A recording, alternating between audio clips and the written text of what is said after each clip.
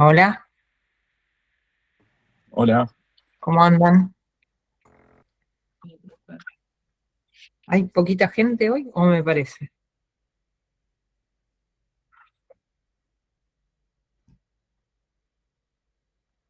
Hernán, ¿alguien te acompaña en la clase?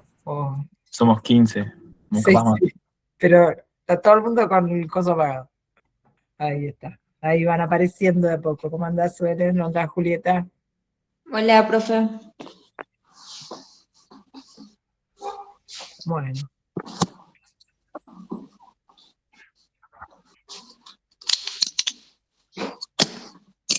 bueno. Profe, ¿a usted le llegan mis mensajes por mail? Me llegó un mail tuyo y yo le había contestado a Agustín, que me mandó un mensaje un ratito antes, y estoy con la computadora con problemas desde hace unos días. Y hoy la tengo como, ¿cómo se llama? Al máximo de capacidad del rígido. Entonces, a cada rato me aparece cualquier cosa que haga, me aparece la alerta que tengo que estoy al límite y que se me puede borrar todo si llego a subir más cosas.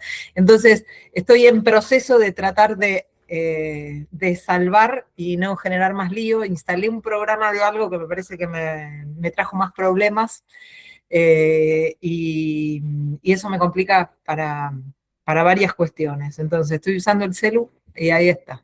Se me cortó recién todo. Bueno, así que contesté por el celular que me resultaba más fácil y por el celu también vi tu mail, pero no llegué a contestarte porque me imaginé que lo iban a hablar en grupo. Y por Sí, eso sí, sí, pero yo me quedé ahí pensando por el tema de que como no contestaba, entonces ya lo último recurrimos. le contesté por el mismo tema, le contesté a uno. Y como digo, se van comunicando que contesté por una sola vía. Por eso, porque lo había visto un ratito antes. Así que bueno, espero que funcione la máquina. Por eso también les pedí, si, ya que estaban, si lo armaban ustedes directamente al Meet. Bueno, poquita gente hoy, pero vamos a seguir igual con el programa. Eh, Profe, hay mesas de examen, por ahí por eso. Quizás por eso puede ser. Bueno, sí que sé que hay varias personas que rinden mañana, familias. Eh, bueno, vamos entonces a seguir con el tema que sigue en el mismo código, que es empezar a hablar de lo que es el proceso sucesorio. Habíamos comentado que el proceso sucesorio tiene una particularidad en sucesiones, en el libro del Código Civil y Comercial de Nación que habla de las sucesiones. ¿Y la particularidad cuál es? Si yo estoy hablando del código de fondo y estoy hablando del proceso, ¿cuál es la particularidad de esta que les digo que tiene, que lo hemos mencionado? Que hay normas que regulan la parte de sucesión en ambos códigos. O sea, hay normas en ambos códigos. Sí, hay normas en ambos códigos. ¿Cuáles serían los ambos códigos como para dejarlo bien claro? El Código Civil el Código Civil y el Procesal Civil. Son dos, fondo y provincia, de Perfecto, forma y de fondo. perfecto. Ahí está. Entonces tenemos esta dualidad que es supuestamente... a ver, Ariana, manda un mensaje, no sé si...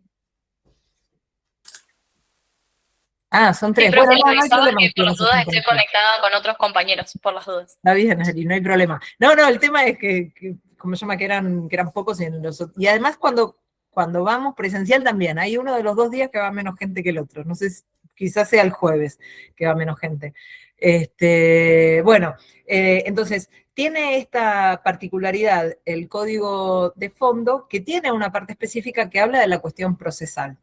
En esa cuestión procesal la particularidad es esto, que tenemos la costumbre de que todo lo que tiene que ver con el tema procesal no aparece en el código de fondo, sino que es una cuestión que queda solamente en los códigos provinciales. ¿Por qué? Porque esto sale de qué? ¿De qué norma sale esta cuestión? ¿De qué norma? a nivel nacional. ¿La Constitución? Sí. ¿Te acordás de qué artículo? 121, ¿no era? Sí, el 121. El 121 es el que dice cuáles son las cosas que hace el Congreso de la Nación. Pero hay otro que es su ¿El antecedente. 5? ¿No es el 5? ¿Qué habla el 5? Que habla de la autonomía, no me acuerdo bien, pero creo que sí, que es el que establece que las provincias son las encargadas de armar sus propias instituciones y en eso va los códigos. No, no es el 5, 123 que habla No, de los códigos. no. Es el Claro, 5. Nadie dice el 75 a 75 inciso 12. El 75 inciso 12 es el que dice cuáles son los códigos que van a ser y leyes asimilables en definitiva a los códigos que van a ser dictadas por el Congreso de la Nación. Pero esto tiene su origen, digamos, hacemos un mini repaso, pero siempre viene bien, tiene su origen justamente en el artículo 5, que el artículo 5 es el que habla de las facultades delegadas a la Nación, ¿no? La estructura. eso. Ahí está, Eso por es. eso, lo dijiste vos, sí, la estructura federal que tiene nuestra nación, nuestra república, entonces de esa estructura federal son las provincias las que tienen las facultades. Entonces, el artículo 5 es el que dice cuáles son las facultades delegadas, que se delegan a nación. Solamente van a ser las que se delegan a nación las que expresamente están determinadas. Dentro de ellas, como dice el 75, inciso 12, la redacción de las leyes de fondo, los códigos y algunas leyes. Entonces, esas son facultades delegadas. Por lo tanto, todo lo que no está expresamente dicho que se delega es lo que queda para las provincias. Es autónomo de las provincias, digamos, es originario. Esa es la diferencia, digamos, no es que Nación le da a las provincias, sino que es al revés, es originario de las provincias y las provincias le dan algo a la Nación. Entonces, ¿por qué les marco esto? Porque pensemos en esto, la regla es que sean las provincias las que determinen las leyes. ¿Cuándo va a ocurrir que se va a ocupar Nación? A nivel excepcional, cuando está expresamente previsto cuáles son las cosas que está facultada Nación para la redacción de las leyes. Entonces, como los códigos de procedimiento no están dentro de esa excepción, están dentro de la regla general, que es que las provincias son quienes tienen estas facultades legislativas. Entonces, nos llama la atención, cuando vemos el código, que tengamos inmerso dentro de las leyes de fondo algunas normativas que son procedimentales, porque lo dice el propio título del que estamos leyendo. Y además lo podemos comparar a esto con lo que ocurre en la parte de familia, en esos artículos 706 en adelante, 705, 706 en adelante, que expresamente introdujeron en el año 2015 unos artículos que están vinculados con las cuestiones procesales. Esto fue muy criticado en su momento, cuando salió la ley, por esto, porque se decía que se estaban violando las facultades que tenían las provincias para determinar las cláusulas procesales y que Nación estaba como teniendo como un avance. Como una intromisión a lo que son facultades que por la organización del Estado correspondía a las provincias. Sin embargo, esto que fue muy criticado en el año 2012, cuando sale el primer texto de redacción del código en ese libro de familia, se olvidaron, primero, que hubo muchas veces temas procesales en la parte de familia, por ejemplo, uno de los procesos de divorcio estaba regulado en la ley de fondo, y que en la parte de sucesiones siempre existió esta regulación del proceso sucesorio. Digamos, no es que es nuevo esto en el código. En el código lo que es nuevo es algunas cuestiones que tuvieron algunas modificaciones, pero no es nuevo que tengamos cierto tipo de reglas procesales dentro del código de fondo en materia sucesoria. Estos se olvidaron cuando hicieron las críticas del libro de familia, quienes lo criticaron, que fueron críticas muy fuertes las que tuvo de parte de un grupo de procesalistas principalmente. Entonces, ¿para qué sirve tener en el código ciertas reglas procesales? ¿Para qué sirve, les parece? Y lo vimos cuando vimos familia también. Se establecen para garantizar un mínimo básico, digamos, para sentar principios básicos o la base mínimos indispensables a partir del cual las provincias pueden en sus códigos procesales aumentar. Funciona lo mismo que la estructura de la Constitución Nacional. Es una base. Sobre esa base pueden las provincias aumentar garantías y derechos, pero no disminuir. Pues funcionaría más o menos lo mismo. Más o menos es eso, es la idea de generar algún tipo de base en donde no tengamos una discusión muy grande entre lo que pasa en una provincia y lo que pasa en otra provincia y solucionar problemas, porque hay algunas cuestiones que tienden a esto, como encontrar soluciones de esos temas que se pueden dar entre una provincia y otra, ¿no? Más que nada en esto que tiene que ver con el tema de la competencia territorial, de cuál sería la provincia competente para entender cierto tipo de procesos y, por lo tanto, si eso está regulado en el código de fondo, genera reglas claras para todo el país. Sí tiene cierta comodidad, pero no nos olvidamos esto, que partimos de una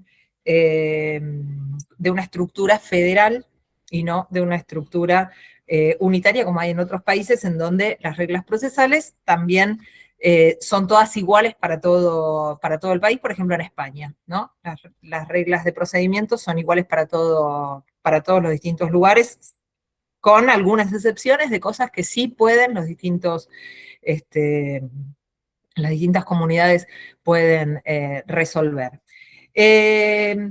Cuando hablamos de proceso, lo primero que tenemos que acordarnos es lo que justamente dice el artículo primero que habla de esta cuestión del proceso sucesorio, que es el artículo 2335, que lo que dice es, ¿para qué sirve que tengamos un proceso sucesorio? ¿Cuáles son las cosas que vamos a estar resolviendo en ese ámbito del proceso sucesorio? Entonces, acá lo aclara bien el código, que lo que dice es, ¿quién lo puede leer? Así lo vamos trabajando en conjunto. ¿Quién lo puede leer? Lo leo. Artículo 2335, objeto. El proceso sucesorio tiene por objeto identificar a los sucesores, determinar el contenido de la herencia, cobrar los créditos, pagar las deudas, legados y cargas, rendir cuentas y entregar los bienes. Perfecto, gracias Pablo. Entonces, tiene por objeto, fíjense, esto, de determinar qué es aquello que va a quedar en esa masa de la que estuvimos hablando durante todas estas clases anteriores, ¿no? Determinar cuáles son esos bienes. Recordamos esto que ya lo hemos dicho, que cuando hablamos de los bienes que van a conformar esa masa, no significa que sí o sí coincida con el patrimonio total igual de la persona que falleció, porque hay algunos bienes que van a quedar por fuera de la masa divisible, ¿sí? Entonces, esa masa que se va a conformar, que es la que se va a tener que identificar en el proceso sucesorio, es aquella masa de aquellos bienes que forman la masa indivisa y que van a ser transmisibles a las personas que tengan derecho a esa sucesión, ¿sí? Entonces, eso es lo que se va a tener que identificar por una cuestión muy lógica. Primero es porque sobre esos bienes es sobre los cuales van a poder tener derecho a reclamar las personas que tengan derecho en la sucesión. Por otro lado también porque va a haber terceras personas, como los acreedores, por ejemplo, que van a tener derecho a cobrarse de esa masa de bienes, como lo estuvimos conversando en las clases anteriores. Entonces, es uno de los puntos más importantes a tener en cuenta de lo que va a pasar en el proceso. Por otro lado, también identificar quiénes son las personas que van a tener derecho en esa sucesión. No cualquier persona que se presente va a tener derecho, porque incluso vimos que hay personas que se pueden presentar, por más que en principio tengan derechos, pueden quedar excluidas por alguna razón. ¿Cuáles son las razones? A ver, que se acuerden que puede quedar excluida una persona en un sucesorio. Indignidad.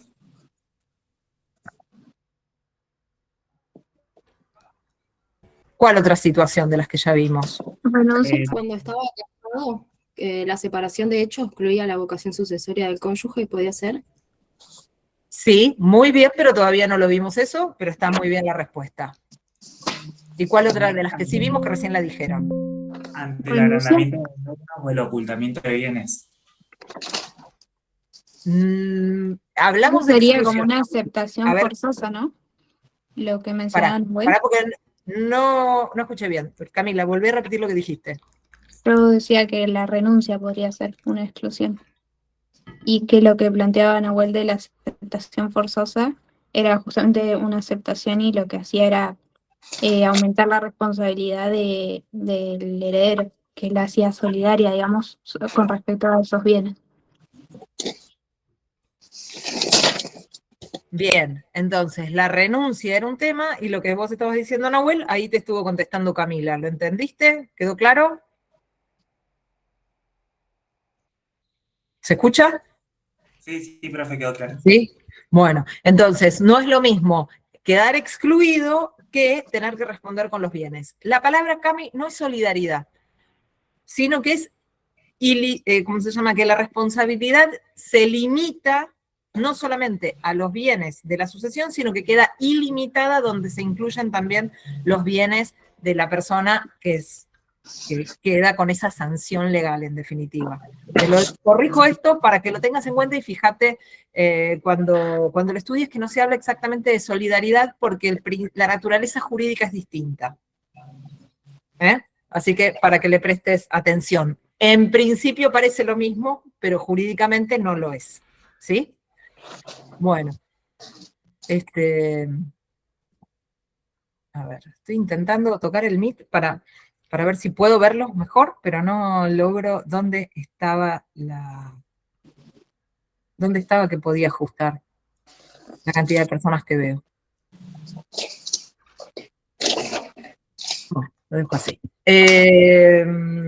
Entonces, el proceso tiene esta cuestión de identificar a quiénes son esas personas que van a tener derechos y obviamente también resolver los conflictos que se generan sobre esto. Entonces, fíjense que con esta idea de resolver los conflictos, vamos a ver qué es lo que dice el artículo que sigue, que está vinculado con este artículo anterior. ¿Quién puede leer? Este es uno de los artículos más importantes a nivel de procedimiento, digamos, de proceso sucesorio.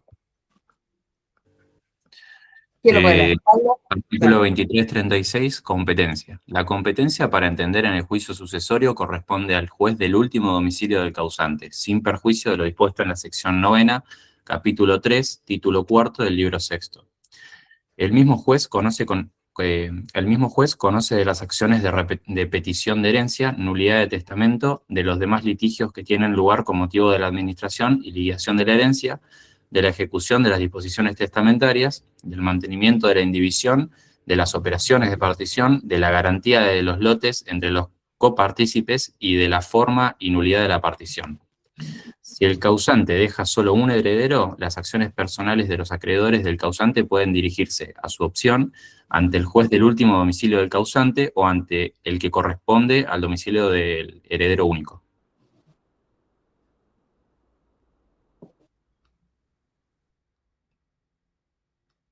Bueno, entonces, fíjense la importancia que tiene este artículo, la información que nos da. Este artículo es el artículo que trae algo que se llama fuero de atracción. Y este tema del fuero de atracción ocurre en dos tipos de procesos distintos. Uno es el proceso sucesorio. ¿En qué otro proceso, que creo que ya lo vieron, ocurre también este hecho que es, les digo, bastante excepcional, que es que se constituya un fuero de atracción? En las quiebras, Muy bien, en los concursos y quiebras, tanto en los procesos concursales como en los procesos de quiebra, también ocurre este tema del fuero de atracción. Entonces, si lo vieron ya cuando vieron concursos y quiebras, pueden saber qué significa este tema del fuero de atracción. no vimos concursos y quiebras. Ah, bueno, no, llegué tarde, llegué temprano, al revés, pero lo sabías al tema. ¿Lo podés explicar? Porque por algo lo dijiste. ¿Alguna idea tenés del tema? No, en procesal civil leímos algo como que todo lo que refería al proceso sucesorio y las decisiones que se tengan que tomar sobre él recaían sobre el mismo juez, que era el último domicilio del causante, o excepcionalmente, si había un solo heredero, podía ser el domicilio del heredero, creo. Bien. Eso igualmente no responde a lo que significa el fuero de atracción. Habíamos Profe, no comentado varias veces que tienen ciertas similitudes la cuestión sucesoria con la cuestión de los concursos y quiebras. ¿Cuál es la característica común que tienen ambas situaciones? El patrimonio es uno solo, o sea, se versa todo sobre un mismo patrimonio. Bien. Tiene ¿Cómo que darse lo un de- proceso cómo- legal. Sí, va por ahí, pero ¿tiene alguna precisión más? Camila. No, iba a ir, no sé si me escucha bien, iba a ir por el mismo lado que Alejandra, en el sentido de que en el foro de atracción, como todas las relaciones o todas las acciones judiciales o las causas que hayan son en relación al mismo patrimonio y a la misma universalidad, y por eso se juntan todos en un mismo foro para tratarlo. Muy bien. Ahí usaste la palabra justamente que faltaba para complementar lo que estaba diciendo Alejandra, que es que son dos procesos universales, tanto el sucesorio como el de concursos y quiebras. ¿Por qué? Ya lo habíamos comentado esto. Hay un patrimonio entero que es el que se tiene que analizar. No hay una cuestión de una ejecución individual, no hay un reclamo individual sobre un bien o sobre un grupito de bienes, sino que hay un análisis que involucra a todo un patrimonio. Por eso es que hablamos de la universalidad, que es la característica de estos dos procesos. Entonces, de la mano de esa característica de la universalidad, justamente lo que viene es cómo hacemos para sintetizar y de alguna forma organizar de una forma ordenada, lo más ordenada posible, todos los procesos aledaños que se puedan llegar a generar a partir de este conflicto, el conflicto de la sucesión, el conflicto de los concursos o las quiebras. Entonces, ¿qué es lo que puede llegar a hacerse como para simplificar? Entonces, la solución está justamente en este tema del fuero de atracción. Entonces, el fuero de atracción lo que va a hacer es unificar frente a un mismo juez o jueza, en un mismo tribunal. Si fuera un tribunal colegiado, sería un tribunal colegiado de jueces o juezas, pero en un mismo tribunal va a quedar unificado todo lo que tiene que ver con el proceso principal y los procesos, podríamos llamarlos satélite, no es la palabra correcta, pero como para entenderlo, que están vinculados con la problemática de eso, que son como inescindibles a esa problemática principal. Entonces, a partir de ahí es donde justamente vamos a tener un proceso principal y cualquier reclamo vinculado que cumpla ciertas características va a recaer en el mismo juzgado. Fuero de atracción. No se olviden la palabra esta. El fuero de atracción. Entonces, este artículo que leíamos recién nos dice primero, ¿qué es este tema? Digamos, ¿cuál va a ser de todos los tribunales posibles? ¿Cuál va a ser el tribunal que sea el que unifique todo el resto de los procesos que pueden llegar a recaer vinculados con la sucesión? Entonces, ¿cómo elegimos ese tribunal de origen, digamos, originario de esto? ¿Cómo lo elegimos? ¿Qué dice el artículo? El juez del último domicilio, profe, del causante. Muy bien. Entonces, la elección de ese tribunal que luego va a traer el resto va a ser justamente determinar cuál era el último domicilio de la persona fallecida y a partir de identificar el domicilio de la persona fallecida, determinar cuál va a ser el tribunal que le toca. Obviamente que era mucho más fácil cuando había pocos juzgados y en algunos lugares había un solo juzgado con competencia material en los temas civiles, por ejemplo. La cuestión está que cada vez tenemos como una ampliación de los tribunales, entonces vamos a tener muchos casos donde tenemos que elegir. Bueno, eso será una cuestión interna de la provincia. Una vez que identificamos que la persona tenía domicilio en General Roca, será una cuestión de la provincia determinar cuál de los juzgados de General Roca será el juzgado competente. Eso ya es una decisión que escapa al código. El código lo que sí nos dice es, la persona tenía domicilio en General Roca, el tribunal que tiene competencia territorial para entender en la sucesión es alguno de los tribunales que están en la ciudad de General Roca. Vamos a analizar cuál sería la competencia material. La competencia material sería la de los juzgados que, de acuerdo a la organización del Poder Judicial, tengan, ¿cómo se llama?, lleven adelante los procesos sucesorios, ¿no? Eso va a depender de las provincias en esa organización. En nuestra provincia y en la provincia de Neuquén coincide con cuáles son los juzgados que llevan adelante las sucesiones. ¿Cuáles son? Esto les sirve de paso si lo deben haber estado viendo para el trabajo. ¿No es el 9, el juzgado civil y comercial de minería y sucesiones? No. No. ¿Cuáles son? En ¿Familia? general estamos hablando. Vos ahí individualizaste un juzgado. Sí, Camila. ¿El de familia, profe? Pero familia no lleva sucesiones, ¿o sí? Les pregunto. ¿Estuvieron viendo esto cuando vieron cuando vieron por un lado procesal y cuando ahora estuvieron viendo el tema del trabajo? Porque el tema es ante qué juzgado van a tener que presentar la causa. Las dos provincias están organizadas igual en ese sentido. ¿No van a OTICA? Eso ya es una particularidad muy administrativa. La OTICA no es un juzgado. La OTICA es un organismo de gestión judicial, no es un juzgado, no es un tribunal. ¿Juzgado de primera instancia? Un juzgado de primera instancia, pero ¿de qué materia? ¿Civil? Civil. Bien. Tanto en la provincia de Río Negro como en la provincia de Neuquén, los juzgados de primera instancia que llevan adelante las sucesiones son los que tienen los que atienden las cuestiones civiles patrimoniales y las cuestiones comerciales. Por eso se habla de juzgado civil y comercial. Ahora se le agregó últimamente el tema también civil, comercial y de sucesiones. Ah, pero entonces estaba bien lo que dije. Pero vos hablaste del 9, por eso te dije, no Bueno. individualices. Pero No individualices bueno, lo que te dije, porque quise no parece decir- que el único juzgado Está bien, con está bien. competencia en sucesiones sería el 9 en Roca. No.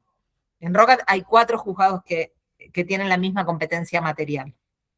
Entonces, tanto en la provincia de, ¿cómo se llama?, de Neuquén, como en la provincia de Río Negro, los juzgados civiles y comerciales son los que tienen los temas de sucesiones. En la provincia de Río Negro, hasta hace varios años atrás, hasta el año 2008, si mal no recuerdo, no recuerdo bien, hasta el año 2008 era el juzgado de familia y sucesiones. Entonces, el juzgado que atendía los temas sucesorios, que tenía competencia material en temas sucesorios, era el juzgado que también tenía competencia en los temas de familia.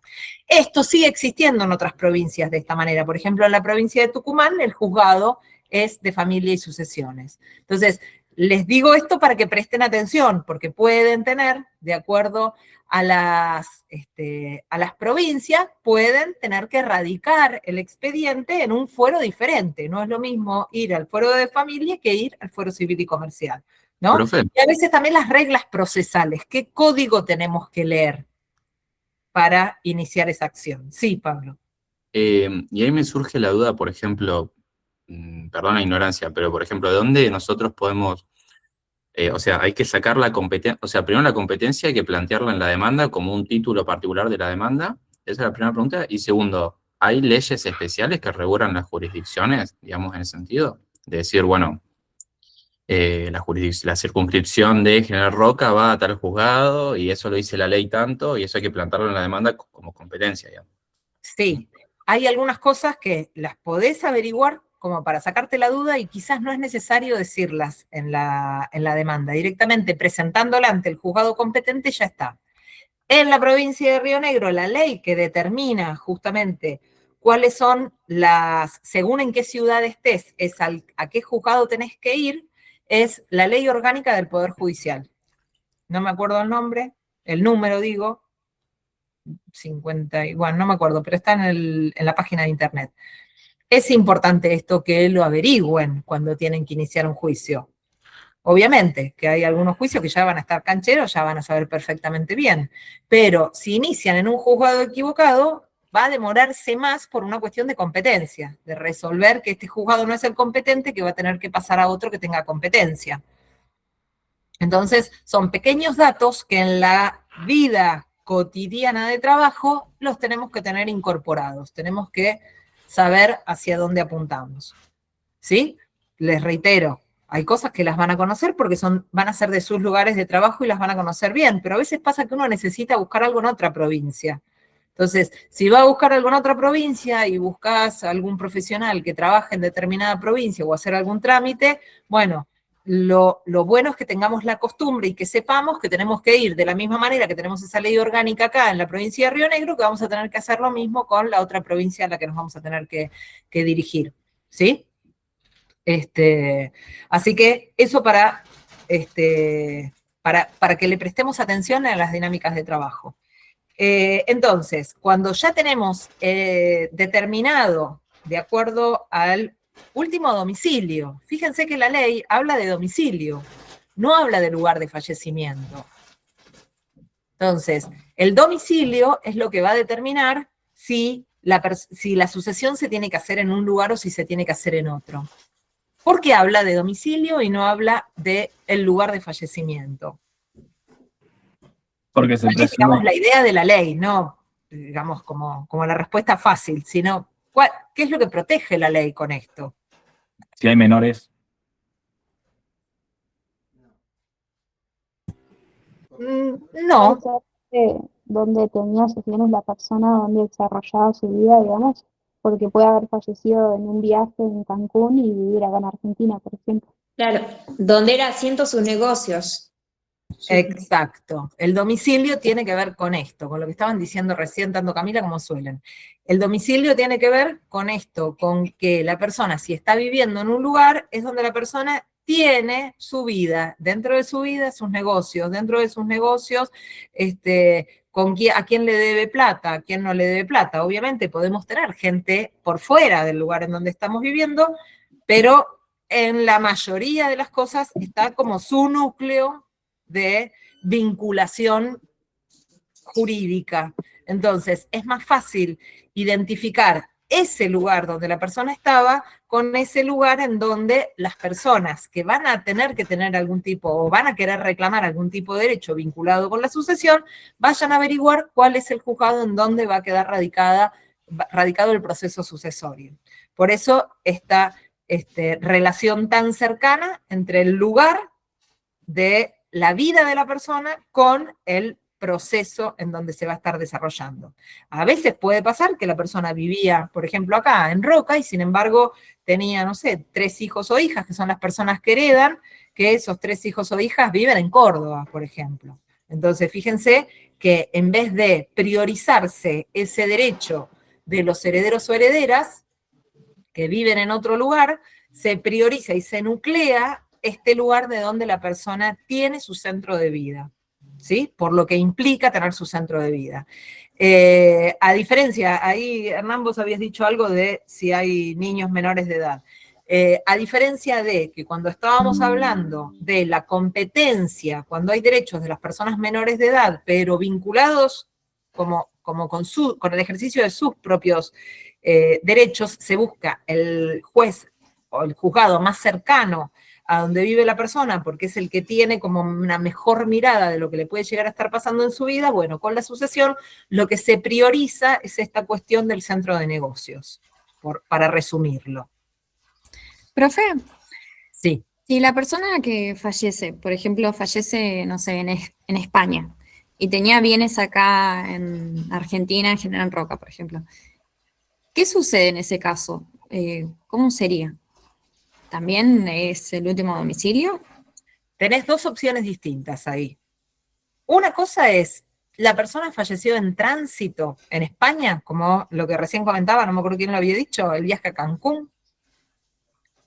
¿Estaba en tránsito o estaba domiciliada en España y tiene bienes en Argentina? Son 2 situaciones diferentes. Claro, en el caso, por ejemplo, de estar ya viviendo domiciliada allá.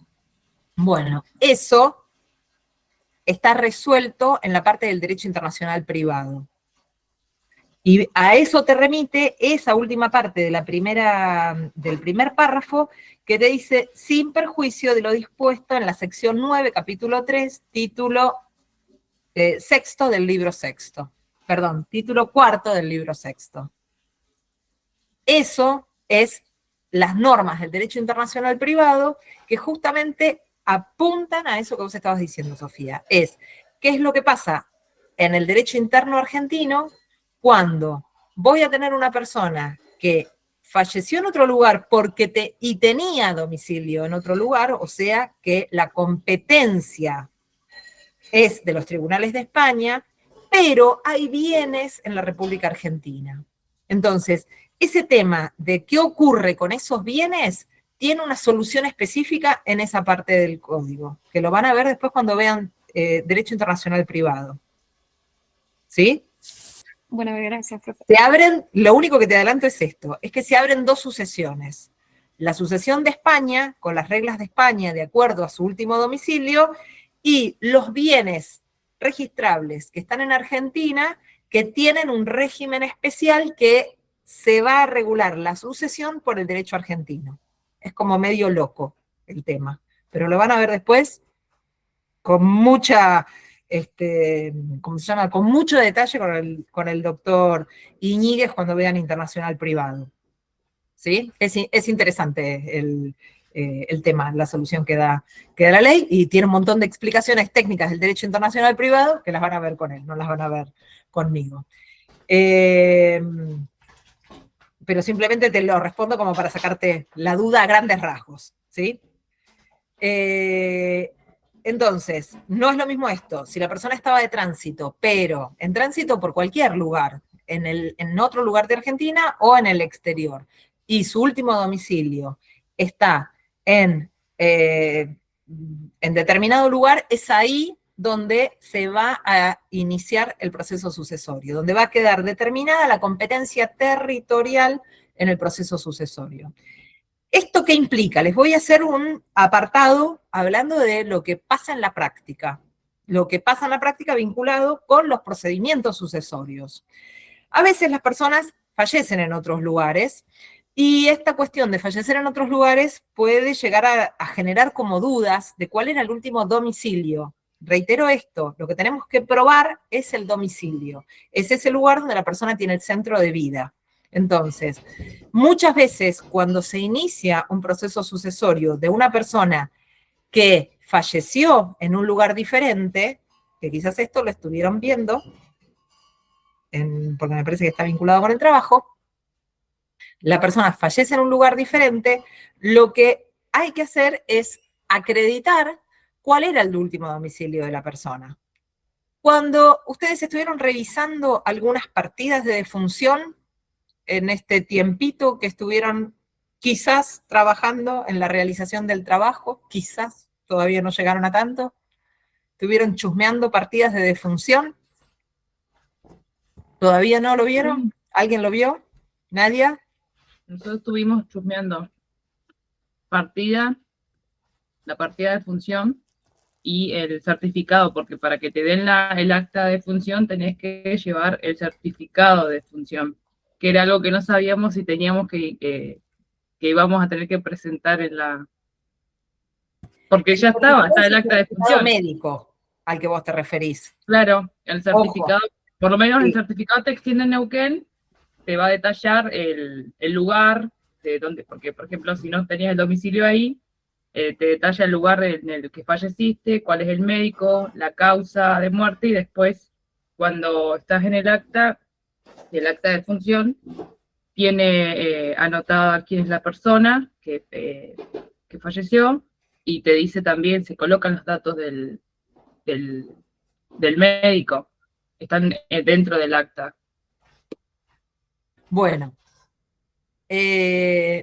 no te voy a contestar, sino que te voy a hacer un comentario como para que vos te quedes pensando, ustedes se queden pensando. Cuando hablamos de ese certificado, que es el que acredita el fallecimiento, el certificado médico que acredita el fallecimiento de la persona, es un acto médico similar al certificado de cuando una persona nace. ¿Se acuerdan que esto está más detallado en el código, el tema del certificado de nacimiento?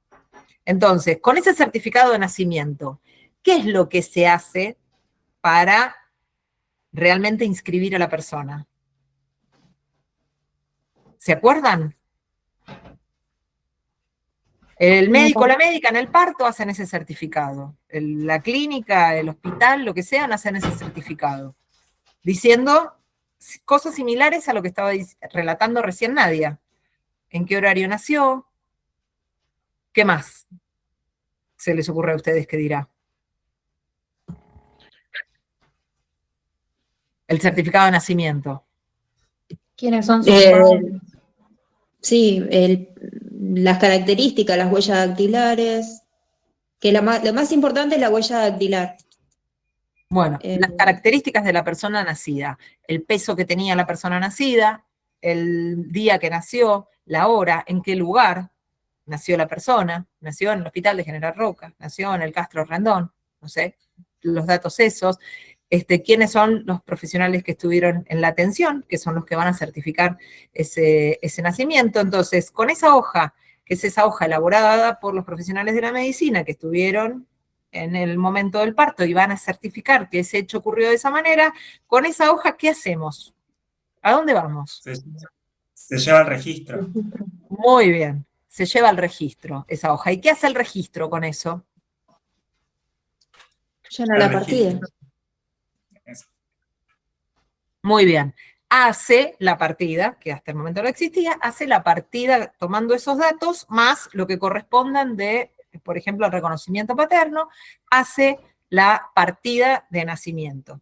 Si uno tiene que iniciar un proceso de algo o acreditar quién sos de alguna manera para hacer algún trámite, ¿te piden el certificado ese que hizo el médico o te piden el certificado de nacimiento? La partida de nacimiento que emitió el registro. La partida de nacimiento porque es prueba. Siempre la partida de nacimiento es prueba. Exacto. Entonces, acá estamos en la misma. En esta situación estamos en la misma, Nadia. ¿Necesitarás presentar en la sucesión ese certificado médico que acreditó cuando la persona falleció? No, porque ya en el acta de defunción es prueba suficiente. Exacto. Entonces, el acta es lo que determina tanto el inicio de la existencia de la persona como el fin de la existencia de la persona, y las actas, las partidas, son las que determinan los estados de familia. ¿Sí? Primera parte me parece que es artículo 90 del Código Civil y Comercial. Entonces, ese otro trámite que vos tenés en el medio entre la persona fallecida y que el registro haga el acta, ese trámite certificado médico, es una cuestión, podríamos decir, administrativa para que el registro pueda hacer la partida de defunción. Por lo tanto, te vuelvo a preguntar, Nadia, ¿será necesario que vos acompañes eso en el expediente sucesorio? El certificado no. Muy bien, viste, te contestaste sola. Sí, no, igual fui a buscar el acta directamente y me puse a mirar el acta, qué otros datos me estaba faltando, y sí, está todo, y es suficiente. Perfecto, ¿viste? Entonces, entendemos, una cosa son los temas administrativos y otra cosa es lo que da entidad jurídica. La entidad jurídica la vamos a tener con la partida.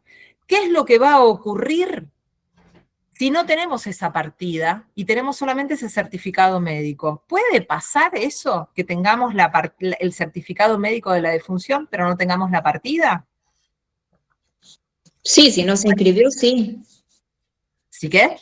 Si no fue a inscribirlo, sí. ¿Les parece a ustedes que puede ocurrir? No debería.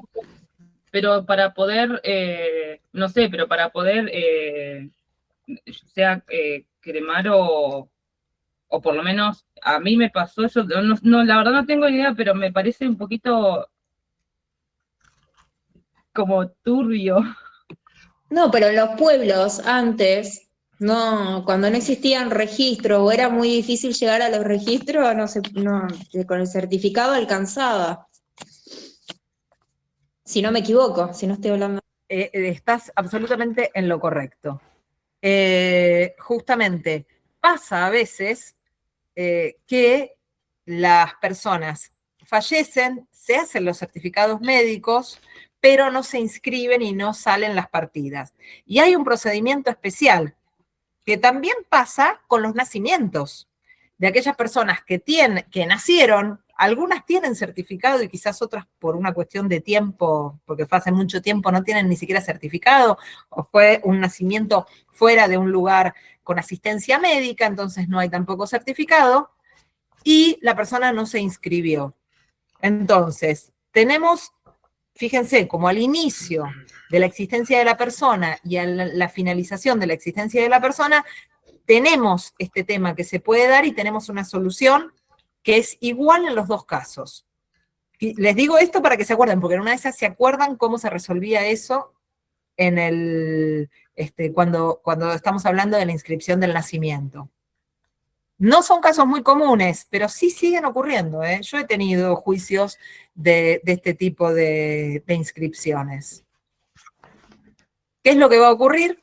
Les adelanto, es que vamos a tener que judicializar la inscripción de la defunción.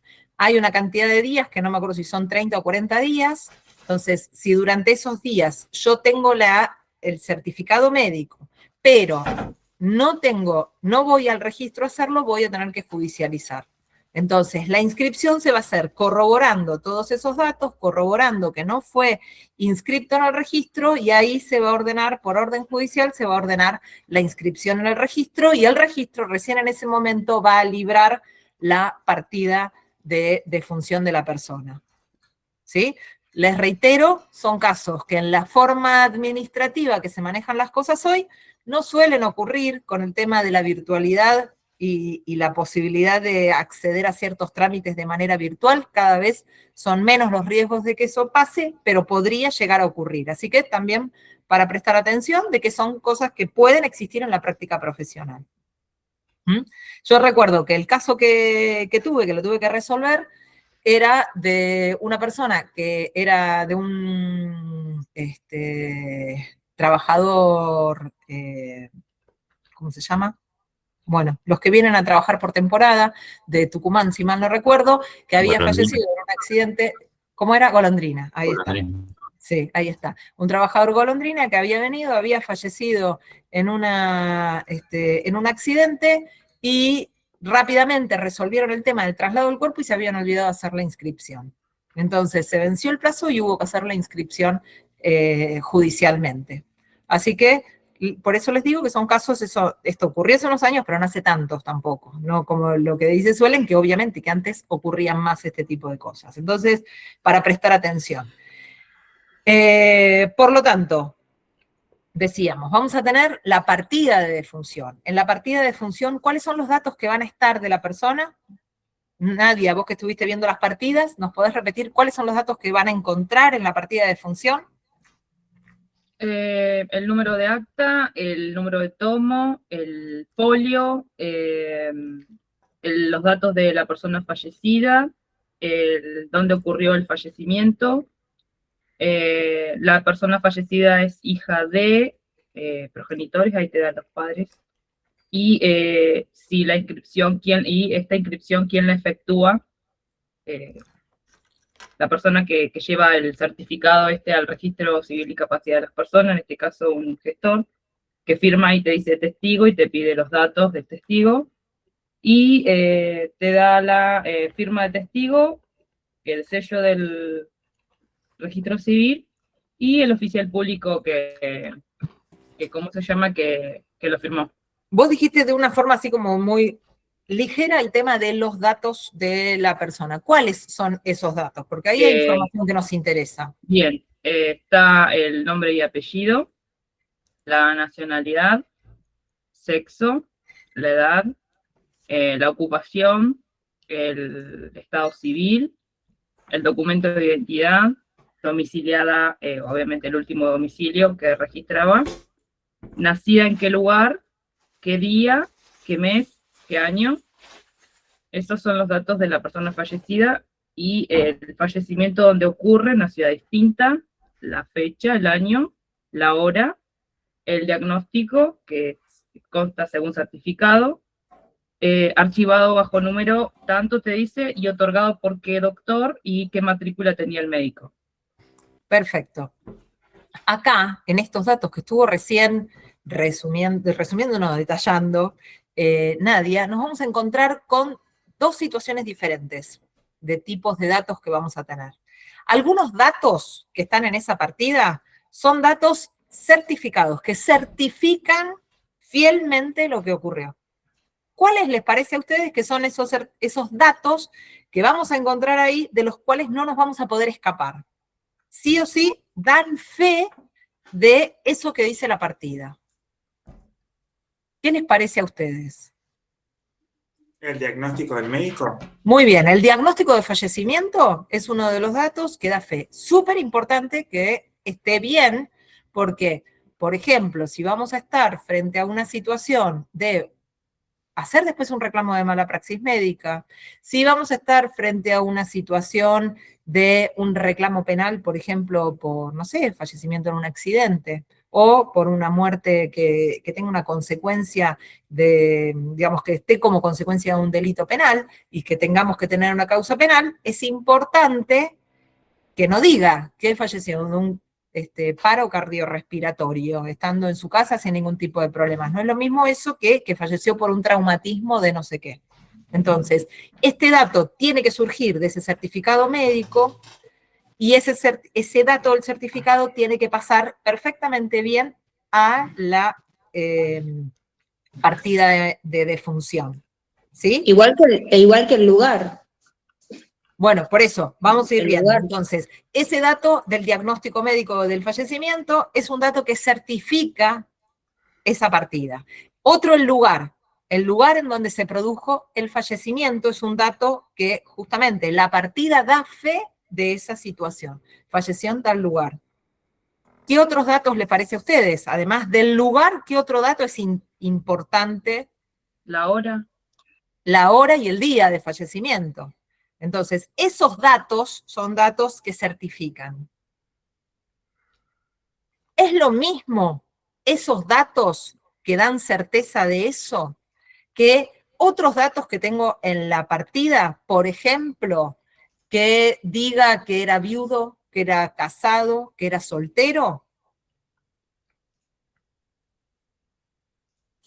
No. No. Es lo mismo ese dato que el dato que dice cómo es el nombre del padre de la madre.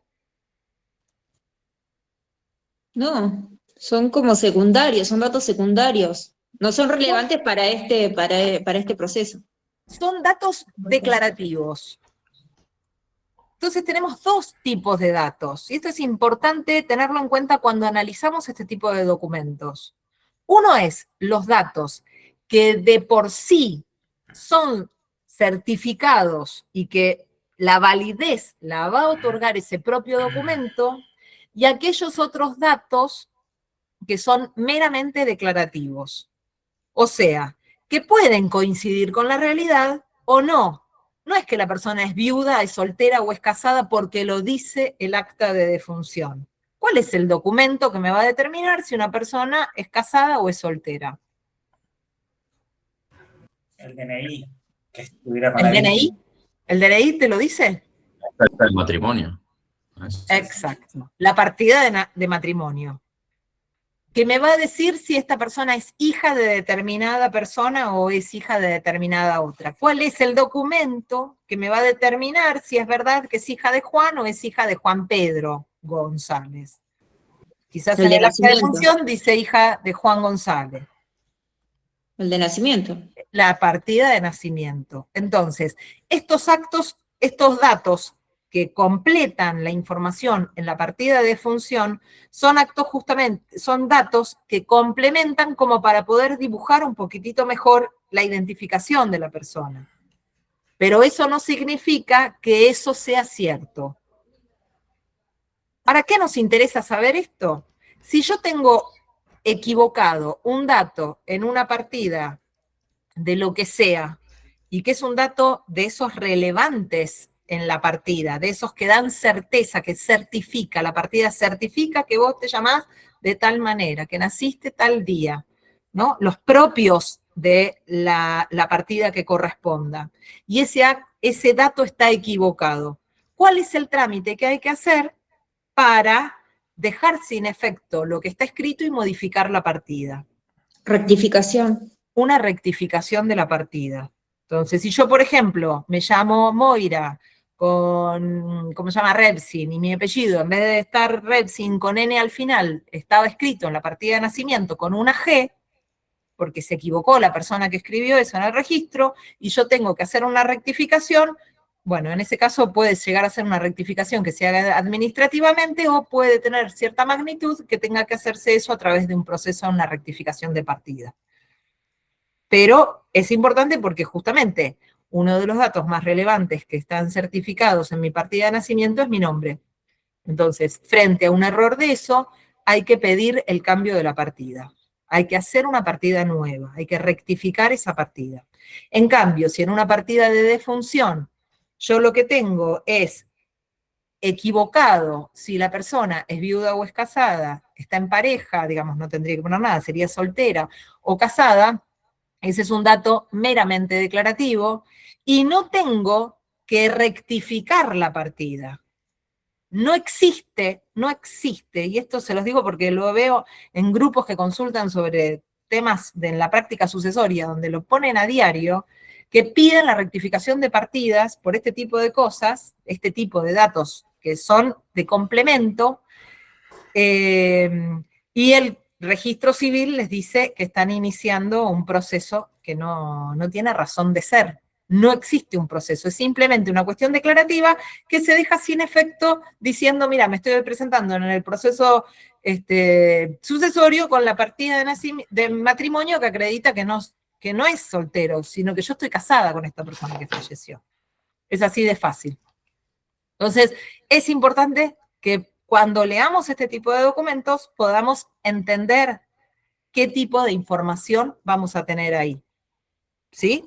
Porque tiene que ver con esto, con qué es lo que vamos a hacer en caso de que haya errores.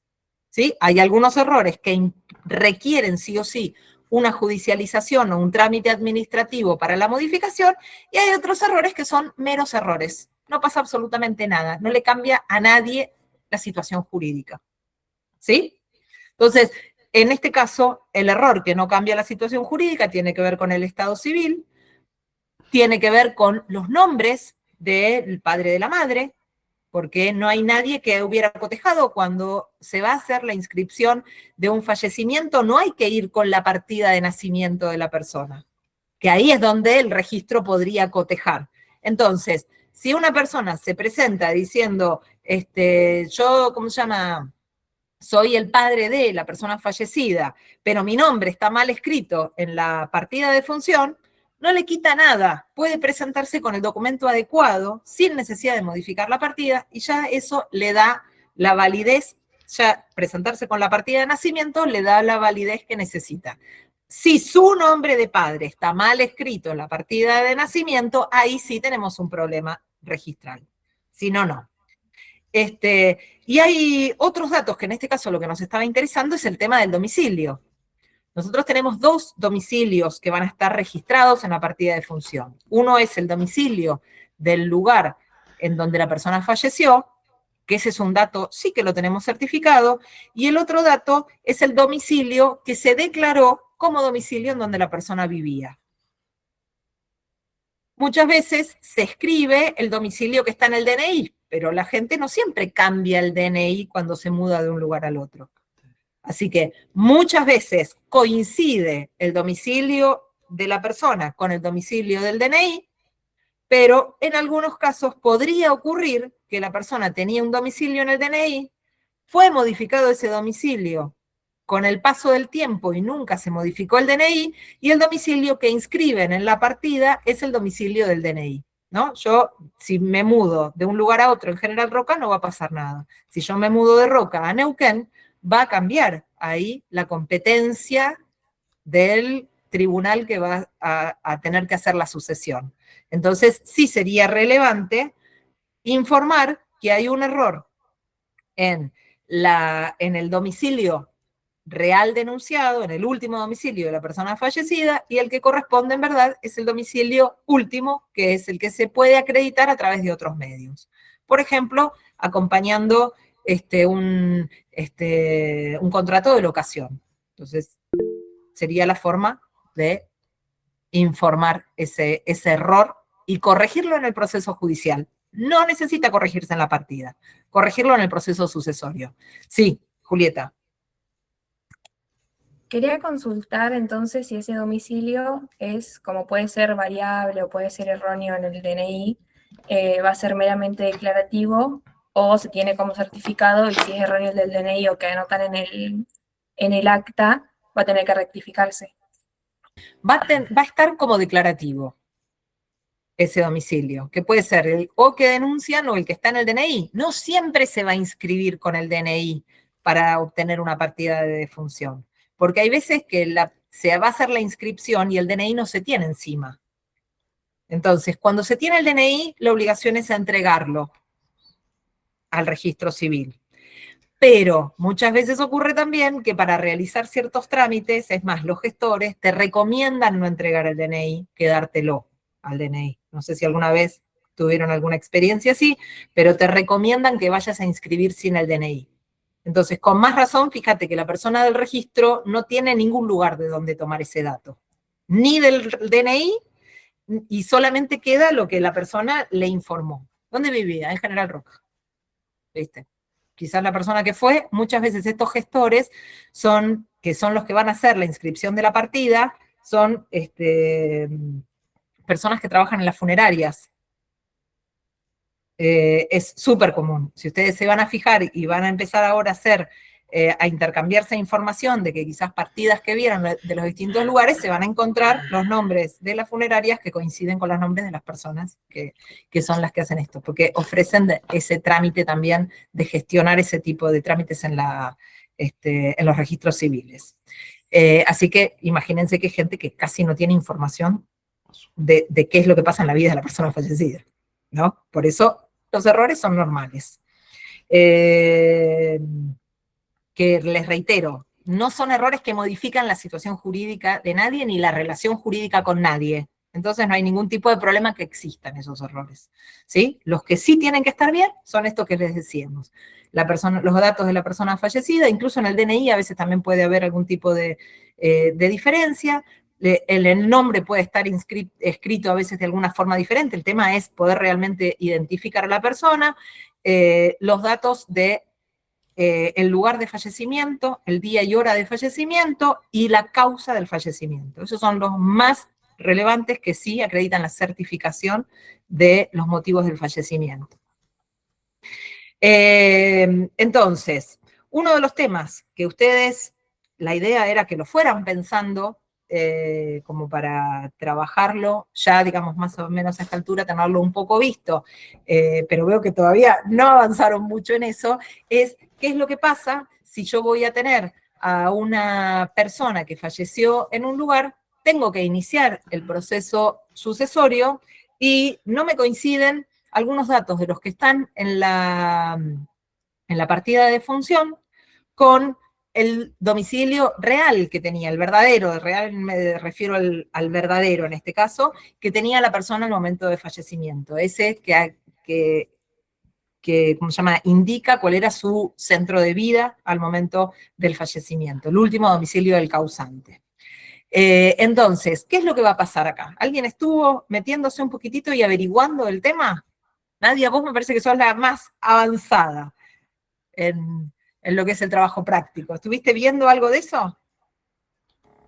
Con respecto al domicilio, nosotros, bueno, estamos con Hernán, nosotros ya hicimos la demanda, pero tenemos nuestras dudas, pero entendemos que, bueno, él estaba transitoriamente, o sea, fallece entre La Pampa, volviendo de La Plata en La Pampa. Pará, no le des tanta letra al resto que todavía no hizo el trabajo, porque te digo que están tomando más nota de las cosas que estoy diciendo yo.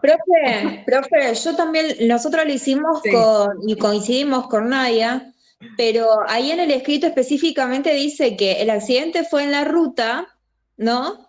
Y además dice que el asiento de los negocios donde era su vida, transitaba su vida, era en General Roca. Entonces el último No domicilio es dice General Roca. Roca. Bueno, No dice pero General Roca. Eso lo tenían que era un dato que tienen que inventar ustedes. Lo van a decidir ustedes. ¿Eh? Si mal lo recuerdo, no dice General Roca. Pero no importa, es un lugar diferente al lugar de tránsito.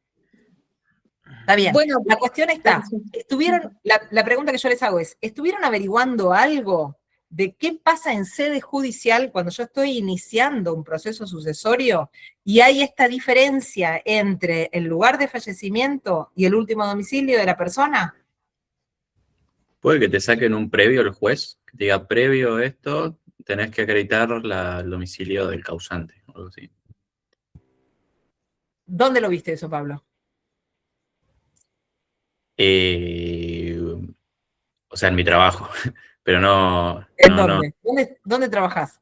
No, pero lo veo, o sea, en una RT, digamos. O sea, a veces pasa eso que cuando no cumplís con un requisito, por ejemplo, el domicilio, te saca un previo el juez, o cuando no cumplís con la instancia administrativa, te dice, bueno, previo a todo, hacer tal cosa. Y ahí seguir el proceso. Muy bien. El tema está, cuando vos sabés que te van a sacar un previo, te tenés que anticipar. ¿Se acuerdan que yo les dije? Revisen qué es lo que les va a decir el juzgado a esa demanda que están haciendo, hagan un punteo, ¿sí? Para evitar justamente que le saquen un previo, ¿no? Para evitar esto, decir, che, está incompleta la información que me estás dando. Presten atención a eso. Entonces, un previo podría ser eso, de que el juzgado les diga, che, acá tengo dos domicilios que son distintos. Entonces, ¿cómo les parece a ustedes que tendrían que informar, solucionar ese tema para explicar esta cuestión de que estaba en tránsito? Digamos, no solamente decirlo, sino que a los juzgados les gusta acreditar, tener acreditado esto a través de algún tipo de prueba. Y a mí se me ocurre acreditarlo. Sí, que sea. Bueno, a mí se me ocurre acreditarlo con algún tipo de impuesto. O sea, por ejemplo, de que pagar los impuestos en tal lado y bueno, viví ahí. O con un contrato de locación, como dijo usted. Bien, o sea, con prueba documental. Sí. Nahuel, ¿vos qué ibas a decir?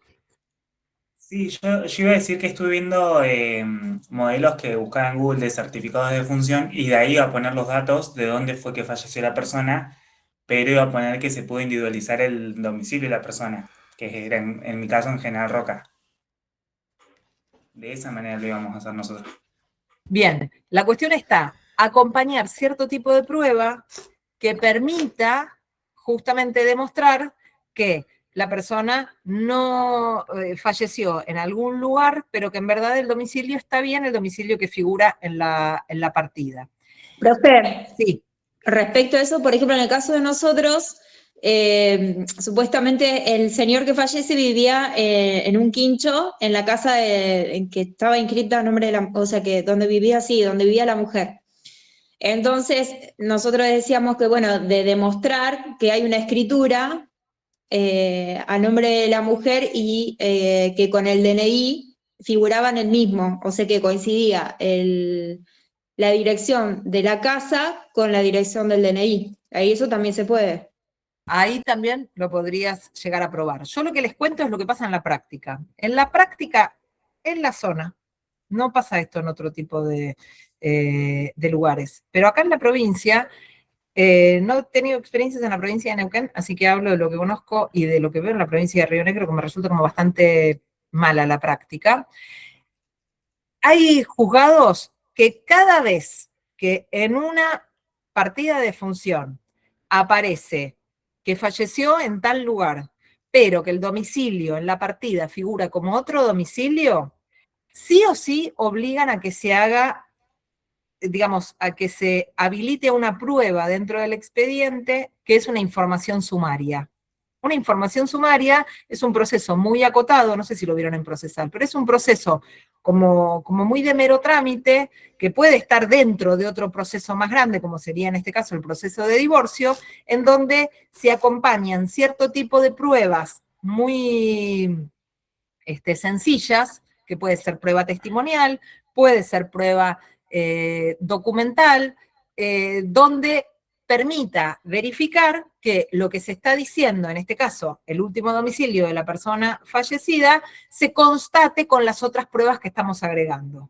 Puede ser esta prueba documental, el contrato de locación de la persona, los datos de los impuestos, la casa y el pago de algún impuesto. A mí me ha pasado, por ejemplo, de resolverlo con el carnet de PAMI, ¿no? Que si la persona se atiende en un lugar y el carnet de PAMI reconoce, porque además eso, fíjense que administrativamente el carnet de PAMI determina el médico de cabecera de la persona, entonces es necesario, es un tipo de documentación que en general, si está desactualizada, a la persona se le complica mucho, porque vive acá y no va a ir al médico Allen. Entonces, son documentos, pequeños documentos a veces parecen, pero que lo que permiten es esto, acreditar que si yo estoy diciendo que el último domicilio era acá en la ciudad de General Roca y falleció en La Pampa por una cuestión de tránsito, me permiten como cerrar la idea de que es verdad que el último domicilio era acá en General Roca. Entonces, esto ténganlo en cuenta para la práctica judicial. Me ha pasado, no sé si hay alguien acá que sea del Valle Medio, pero me ha pasado de ver que en el juzgado de acá del Valle Medio, de Choel, la práctica en materia de comprobar el último domicilio es pésima, no mala, pésima. Y los previos, eso que estaban diciendo Pablo, cuando inicias un proceso sucesorio, te los ponen siempre porque te inventan la obligación de hacer actos procesales que no existen en ningún código, solamente son del imaginario del juzgado, no existen en ningún lado. Yo me he peleado con esto y les digo que tengo herramientas como para pelearme, pero agarran a alguien que no tiene muchas herramientas y lo obligan a hacer 3 expedientes en vez de hacer 1, ¿no? Entonces, obligan, por ejemplo, a hacer un trámite, esto que yo les dije, la información sumaria dentro del propio juzgado, dentro del propio expediente sucesorio, que esto acompañando una documental ya se soluciona. En el juzgado de Chuele lo obligan a hacer un trámite aparte, autónomo, en el juzgado de paz del domicilio de la persona fallecida. Díganme, ¿dónde surge? Ustedes no lo estudiaron eso ni en procesal, no lo estudiaron eso en sucesiones tampoco. Pero sin embargo es la práctica judicial. Les muestro esto para que vean y para que no se sorprendan cuando empiecen a llevar a la práctica lo que estudiaron en la facultad. Porque muchas veces esas cuestiones que dan por válidas en la práctica son inventos que no coinciden con la teoría. Entonces, en la teoría, lo que corresponde es, se acredita que la persona vivía en tal lugar, y una de las formas razonables de acreditarlo es, yo estoy diciendo que la persona vivía en General Roca, la partida de defunción dice General Roca, dice último domicilio General Roca, ya no es necesario que haga una información sumaria. ¿Por qué? Porque es fácil demostrar que la persona murió en un accidente de tránsito en La Pampa. Porque además, en la propia certificación de que va a estar en la partida de defunción, va a decir o muerte en accidente de tránsito, o traumatismo, muerte por traumatismo. Entonces, no estoy inventando cuando digo que falleció en un accidente. La propia partida de defunción me lo está diciendo, ¿no? Entonces, ¿por qué tengo que inventar más cosas si ya los documentos naturales, podríamos llamarlo de esa manera, ya me están dando esa información? Bueno, pese a que los documentos dan información, muchas veces los juzgados exigen cosas que no coinciden con lo que dice la ley y además no tienen justificación ni siquiera desde el punto de vista práctico. Porque hay veces que es para cubrirse que por las dudas, bueno, acompáñame el carnet de la obra social que diga que su médico era tal lugar, que se atendía en tal lugar, el contrato de locación y me lo resolvés. Pero hay veces que eso no los satisface a los juzgados, sino que exigen más. Entonces, a prestar atención, porque sí, también es nuestro rol cuando estamos trabajando, de poner límites cuando se extralimitan de lo que dicen las propias leyes, ¿no? La idea es que los procesos sean un ejercicio para dar solución a los derechos, no para generar más conflictos, ¿no? Entonces, eso lo tenemos que tener como premisa de trabajo en nuestro rol profesional, ¿sí? Yo les hablo este tipo de cosas porque ustedes están muy cerca ya, mucho más de lo que ustedes creen, de empezar a ejercer la profesión. Ya están en el último año de la carrera. Entonces, de acá a un corto tiempo van a estar ejerciendo la profesión y se van a encontrar con este tipo de cosas. No enloquecieron ustedes, no se preocupen, sino que es lo que pasa en la realidad, ¿sí? Bueno, entonces, esto para que lo tengan en cuenta, que por eso también está puesto en el caso, como para que investiguen, hablen, yo les dije, hablen con profesionales para que les cuenten sus experiencias de lo que pasan y cotejen lo que es la experiencia de trabajo con lo que es el texto de la ley, ¿sí? Tanto en el código de fondo como en el código de forma. Cotéjenlo. Bueno, entonces, resuelto este tema del domicilio, vamos a ver qué es lo que ocurre con los procesos que van a quedar subsumidos dentro de este mismo tribunal, que van a quedar atraídos con este fuero de atracción. ¿Cuáles son los procesos? En el segundo párrafo me habla de esto. Y acá tenemos un tema como para debatir también. Volví a leerlo, Pablo, vos que lo habías leído antes, lee el segundo párrafo nada más. El mismo juez conoce de las acciones de petición de herencia, nulidad de testamento, de los demás litigios que tienen lugar con motivo de la administración y liquidación de la herencia, de la ejecución de las disposiciones testamentarias, del mantenimiento de la indivisión, de las operaciones de partición, de la garantía de los lotes entre los copartícipes y de la forma y nulidad de la partición. Bueno, como se dan cuenta, acá hay una serie de problemas que pueden llegar a aparecer y que son problemas que están más que nada vinculados con la sucesión y con las relaciones entre herederos y herederas, o acreedores y herederos y herederas. La pregunta que nos tenemos que hacer con esto es si ese detalle que se hace de procesos es un detalle taxativo o es un detalle solamente enunciativo. Esa es la primera pregunta que nos tenemos que hacer. ¿Qué les parece a ustedes? Enunciativo. Que no para lo mí. leyeron, no lo estudiaron. Simplemente, ¿qué les parecería? Sí. Suelen. Decirlo porque no se escuchó. Enunciativo. Enunciativo. Bien. Esto quedó reformado con del texto que tenía el fuero de atracción en el código anterior.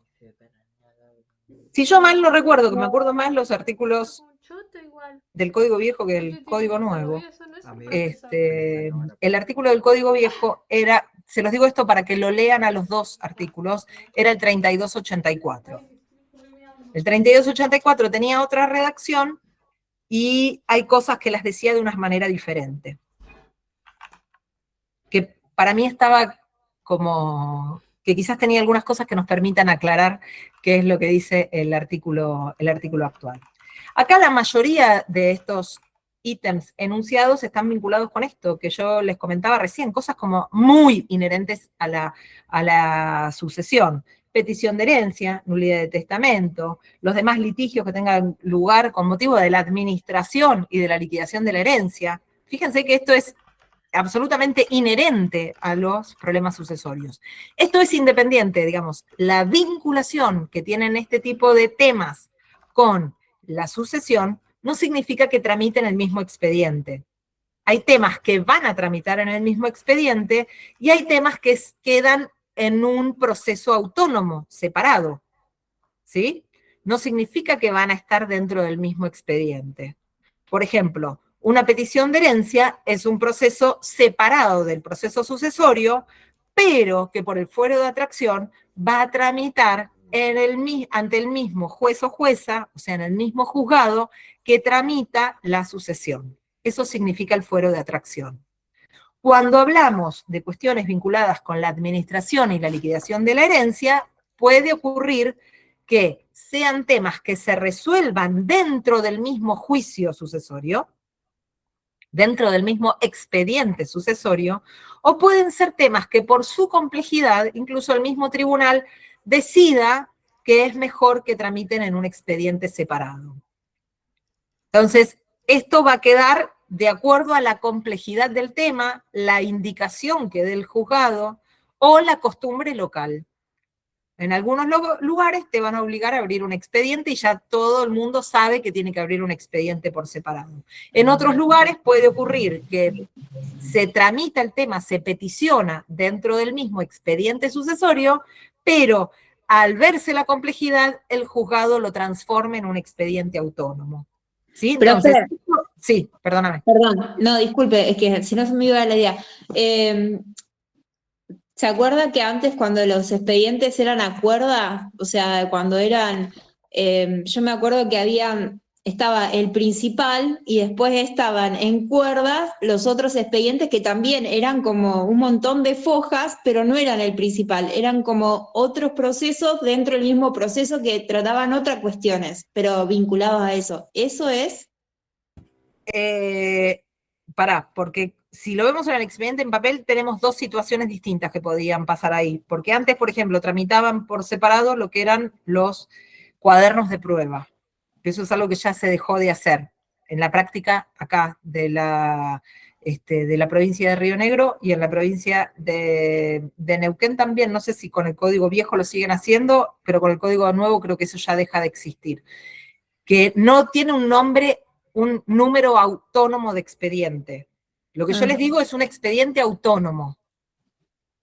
A veces iba por cuerda. Por cuerda es que iba enganchadito con una Sí. soguita, un hilito, iba enganchado. Eso era el expediente por cuerda.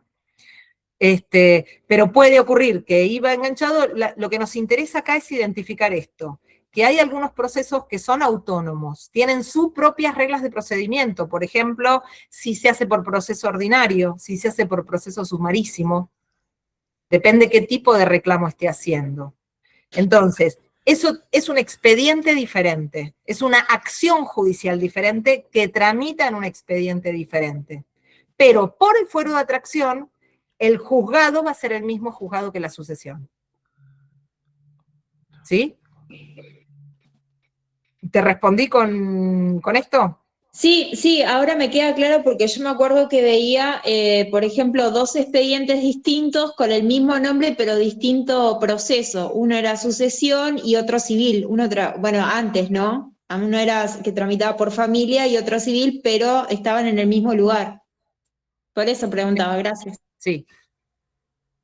Entonces, de estos datos que son enunciativos, y que todo lo que dice esta parte del artículo está vinculado con temas relacionados como muy íntimamente con la sucesión, nos van a quedar algunos otros casos en donde vamos a tener dudas de cuál va a ser el juez o la jueza que sea competente para llevar adelante el trámite. Antes de pasar a ese otro punto, me estaba olvidando de algo de informar también desde cuándo existe el fuero de atracción. ¿Se acuerdan que habíamos comentado que, por ejemplo, si un acreedor o acreedora quiere intimar a un heredero o heredera a que, ¿cómo se llama? Intimarlo por el derecho de opción, intimarlo para que acepte o renuncie a la herencia. ¿Se acuerdan que habíamos dicho que eso lo podía hacer incluso antes cuando todavía no existe ni siquiera el proceso sucesorio iniciado? ¿No? Entonces, todavía no tenemos en ese caso un proceso sucesorio iniciado. La pregunta es, por más que no tengamos un proceso sucesorio iniciado, ¿el fuero de atracción existe o todavía no existe? ¿Cuándo va a empezar a existir el fuero de atracción? Cuando se inicia el proceso, porque ahí va a agarrar todas las causas que hay respecto de ese patrimonio. Porque si vos vas a iniciás, ¿no? En este caso del acreedor, pero si no tenés un proceso armado, no sabés el juez competente o el tribunal competente que va a entender en esa causa, en ese patrimonio que está reclamando. Para mí, pienso. Puede ser con la apertura de la sucesión, porque me parece que el tema de la aceptación de la herencia va a influir igualmente en ese patrimonio universal que estamos tratando. Entonces, y con esto que decía Suelen sobre la competencia, desde el momento que muere sabemos cuál fue su último domicilio, a formas de que después tenemos que acreditarlo, ¿no? Entonces yo creo que ahí es de la apertura de la asociación.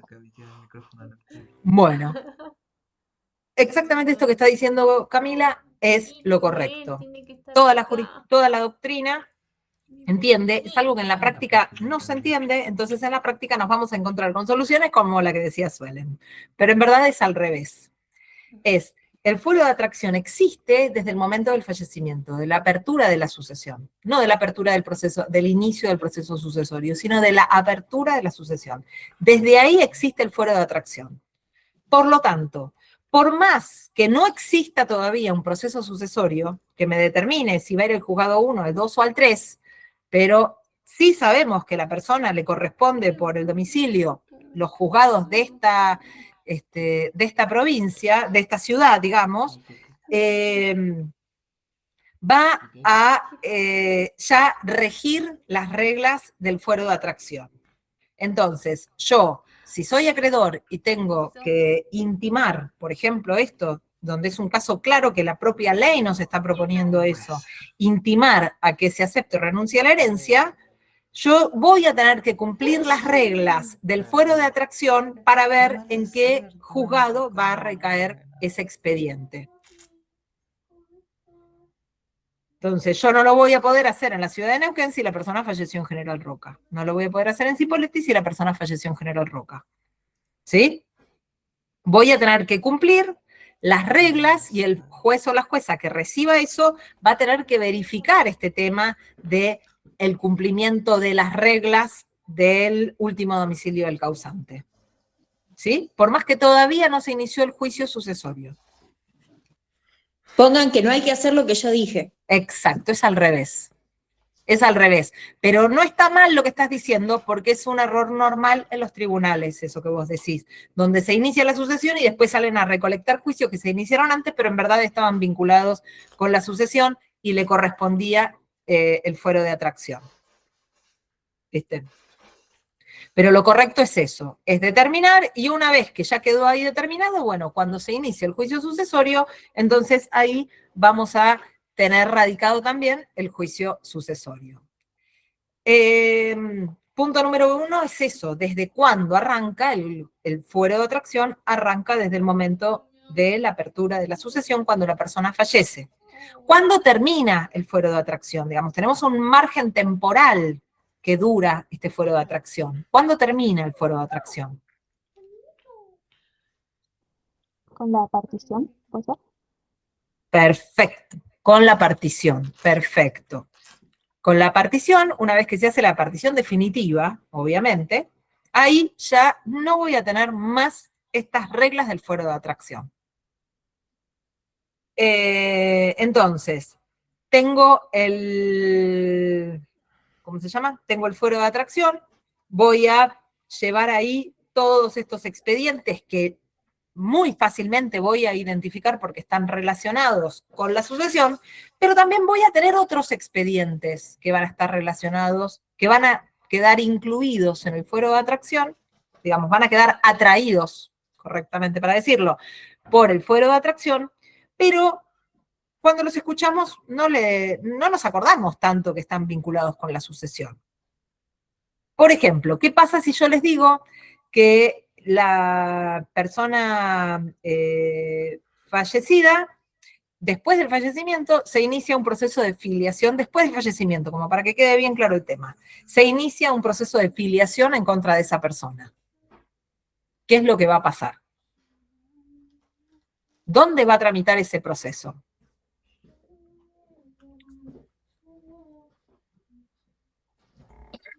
En el mismo domicilio donde va a empezar, donde atiende para el juicio sucesorio. En el mismo domicilio puedo tener juzgados con distinta competencia material. El de Puede familia. ser la misma, pero puede ser distinta la material.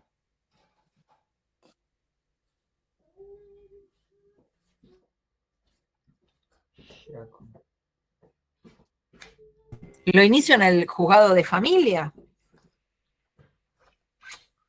¿O en dónde lo voy a iniciar? Yo les dijo que en el de familia. No, en el mismo proceso. En el fuero de atracción, y a lo sumo, si por una cuestión de competencia material, el juez del juzgado civil, digamos, no lo tendría que radicar en el juzgado familiar, por una cuestión de competencia material. Si el juez del civil lo va a remitir, del civil patrimonial, lo va a remitir a familia, entonces directamente lo empiezo en familia.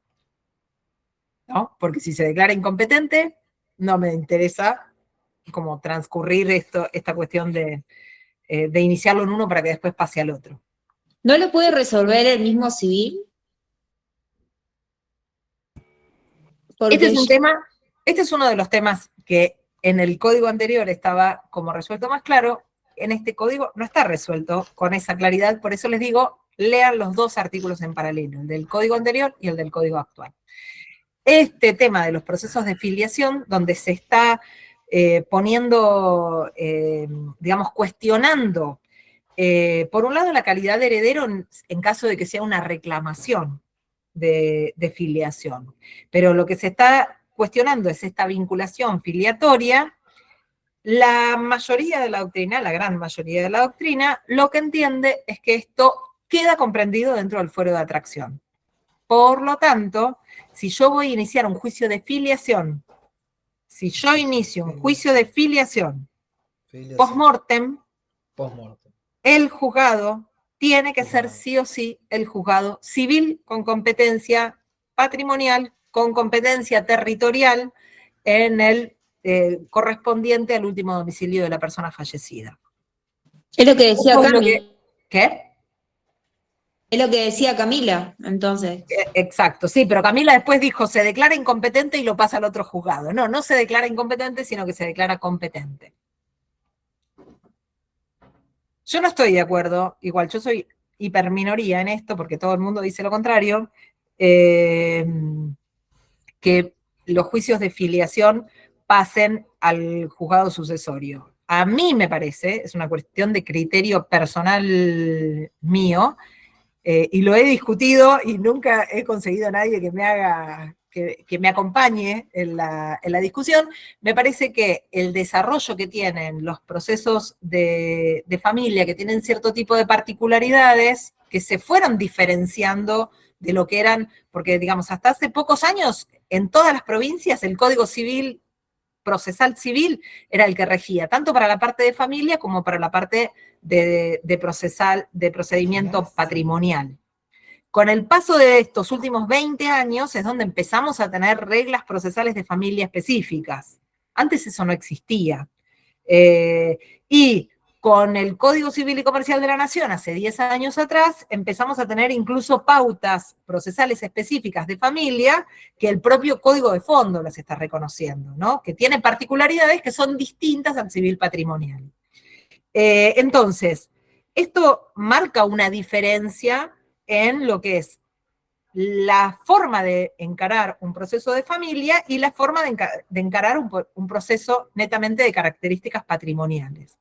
Por lo tanto, para mí, la protección que tiene iniciar un juicio de filiación en un juzgado de familia que tiene una mirada protectoria distinta de los derechos y privar a la persona que está haciendo un reclamo de filiación de esa mirada, para mí es desventajoso para la persona que está iniciando el proceso. Entonces, para mí es una merma de derechos.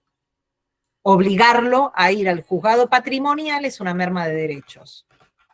Entonces, para mí sería más fácil y más rápido también. ¿Por qué? Porque los juzgados de familia tienen experiencia en cómo se hace para resolver los problemas que aparecen en un proceso de filiación.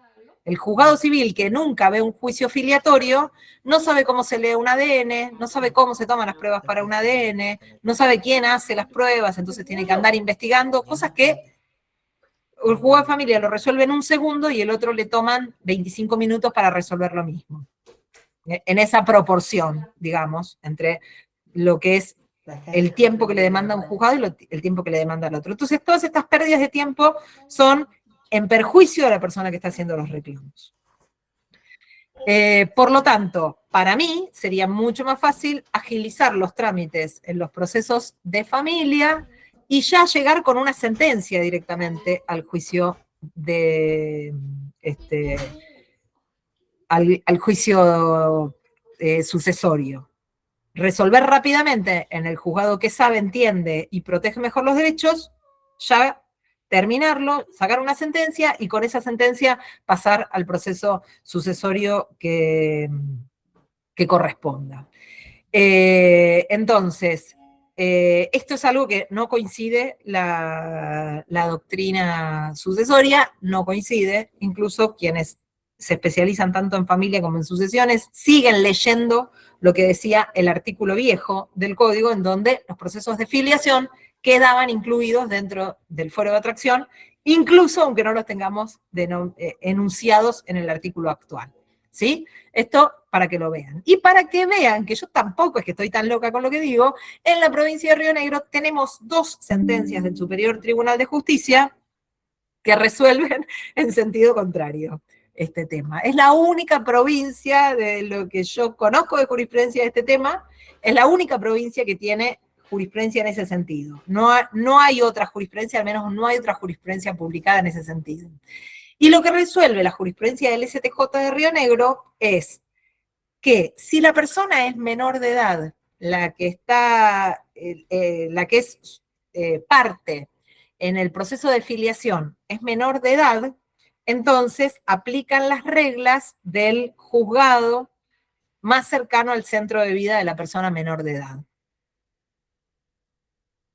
Pero si la persona es mayor de edad, aplican las reglas del fuero de atracción. Estas son 2 sentencias, una es del año, me parece que 2018, por ahí, y la otra sentencia es una sentencia del 2018-2019 debe ser, y la otra sentencia es una sentencia del 2023. Si mal no recuerdo, de agosto, 2 de agosto del 2023. Para que las busquen. Pero en la parte de familia están esos códigos donde dicen las competencias según sea un menor de edad o según sea un adulto. Me acuerdo haberlo leído específicamente, o sea que las dos van a referirse seguramente a ese artículo. Sí, pero no tiene que ver esto con el tema del fuero de atracción, porque el fuero de atracción, de acuerdo a la interpretación de toda la doctrina sucesoria, corta esa regla general que está en los principios de familia, porque atrae. ¿Sí? Entonces, no te preocupes por eso, porque son reglas específicas. ¿Sí? El código, el fuero de atracción, digamos, cambia las reglas del juego y lo deja ajustado a las reglas del fuero de atracción. Entonces, tenemos este tema como para trabajarlo, que todavía se sigue aplicando en la provincia de Río Negro, esta diferencia, con una complejidad bastante, para mí es bastante malo, bastante mala la sentencia, las 2 sentencias son malas, y generan como bastante lío también en la práctica. Pero bueno, se los comento porque es el material que tenemos para trabajar en lo cotidiano.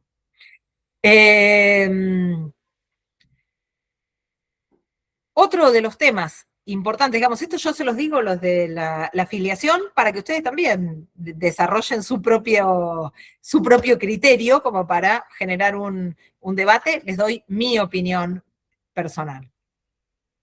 Otro de los temas del derecho de atracción, del fuero de atracción, que no está tampoco claramente dicho en el artículo, y es un tema súper importante del fuero de atracción, es qué tipos de procesos quedan atraídos en donde van a ser con terceras personas, no con personas que están vinculadas con el sucesorio, sino con terceras personas, y que el objeto de los procesos está relacionado con bienes de la sucesión. Entonces, ahí tenemos 2 situaciones distintas en cuanto a qué juicios. Yo puedo tener 2 tipos de juicios. Puedo tener un juicio en donde la sucesión tenga que ir a hacer un reclamo económico en un proceso judicial,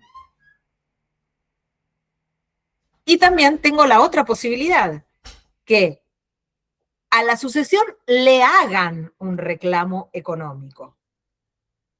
O sea, en un caso voy a tener a la sucesión como parte actora en un proceso de un reclamo económico, por ejemplo. Y en el otro, lo que voy a tener es a la sucesión como demandada, como legitimada pasiva. ¿No? Legitimada activa cuando tiene que hacer un reclamo frente a terceros y legitimada pasiva cuando son esos terceros que van a reclamar en la sucesión. Acá también hay una diferencia, que también estaba más claro en el código anterior, de cuándo opera el fuero de atracción. En un caso opera el fuero de atracción y en el otro caso no opera el fuero de atracción. ¿Alguien sabe en cuál de los dos opera el fuero de atracción? Si cuando la sucesión pide, hace un reclamo, o cuando la sucesión es reclamada. ¿En cuál de los dos opera el fuero de atracción? Cuando lo reclaman. Cuando le reclaman, si es entonces sujeto activo o pasivo. Cuando es el sujeto pasivo porque le están reclamando el pago de deudas. Exactamente. Cuando la sucesión es demandada, es legitimada pasiva en un proceso, entonces, en ese caso, opera el fuero de atracción. Por lo tanto, si una persona tiene que estar haciendo un reclamo de daños y perjuicios, si tiene que hacer un reclamo laboral, está reclamando una indemnización laboral, está reclamando, no sé, un accidente laboral, entonces ese reclamo hacia la sucesión va a quedar vinculado con el fuero de atracción, por lo tanto va a tramitar en el mismo juzgado que tramita la sucesión. ¿Sí? Y volvemos a recordar esto que les decía antes. ¿Desde cuándo va a existir el fuero de atracción? Desde la apertura de la sucesión. Desde la apertura de la sucesión. Quiere decir que esto va a modificar las reglas de juego de la competencia de otras cuestiones de competencia que pudieran llegar a estar vinculadas. Por ejemplo, si las reglas de competencia para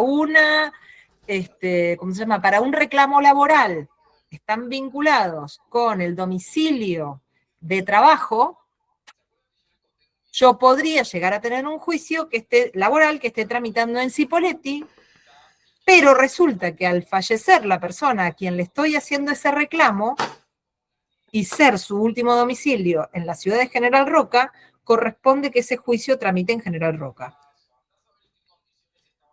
Incluso antes de iniciar el proceso sucesorio. Ay, perdone, ¿puede repetirlo de nuevo el ejemplo?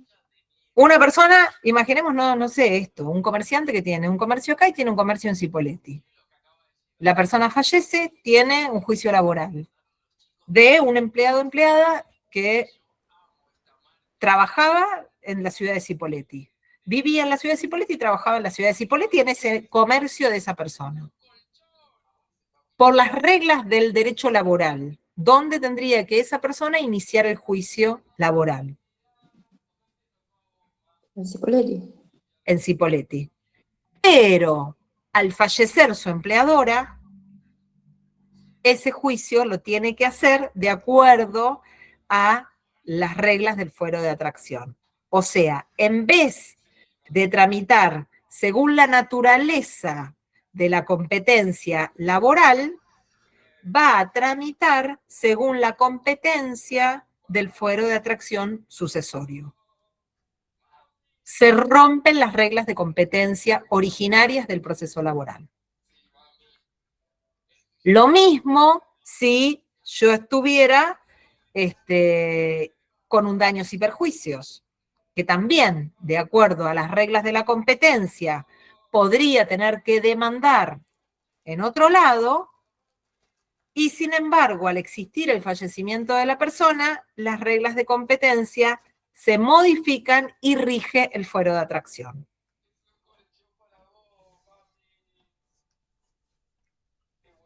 ¿Sí? Gracias. Sí, sí, sí. Tema importante, reitero esto, la cuestión de tiempos, que es algo que no se observa en los tribunales, no se lleva al apunte. Incluso por más que el expediente ya esté en trámite, debe pasar, por más que esté en curso, debe pasar, cuando ocurre esto, al fuero de atracción, al juzgado competente de acuerdo a las reglas del fuero de atracción. ¿Sí? No es que solamente para los juicios nuevos. Para los juicios en trámite también va.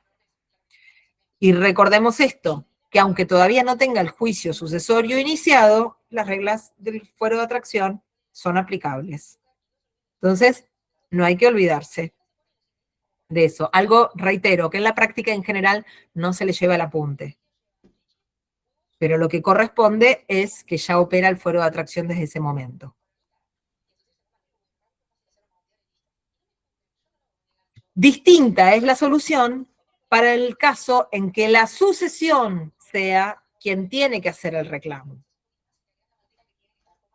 Cuando la sucesión tiene que hacer el reclamo, o sea, es la parte actora, o sea, es la legitimada activa, ahí no operan las reglas del fuero de atracción. El reclamo se va a hacer de acuerdo a las reglas de competencia general y lo que se obtenga de eso, por ejemplo, si yo llego a obtener una sentencia que dice que por un accidente de tránsito tengo que, le van a pagar la suma de 40 millones, ese monto, el momento que se cobre, va a formar parte de la masa de los bienes, del objeto de la sucesión. Pero la sentencia yo ya la voy a tener en otro juzgado. No voy a tener, no voy a tener la suerte de tenerlo todo tramitando en el mismo juicio. Entonces, fíjense la diferencia. El fuero de atracción opera en carácter de legitimado pasivo.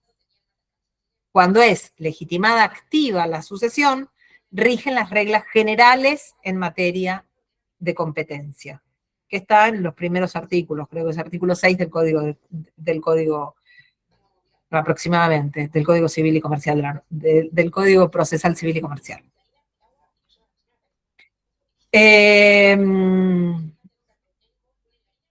Otro tema que queda exceptuado del fuero de atracción es, y ya terminamos con esto, es el tema de las acciones reales.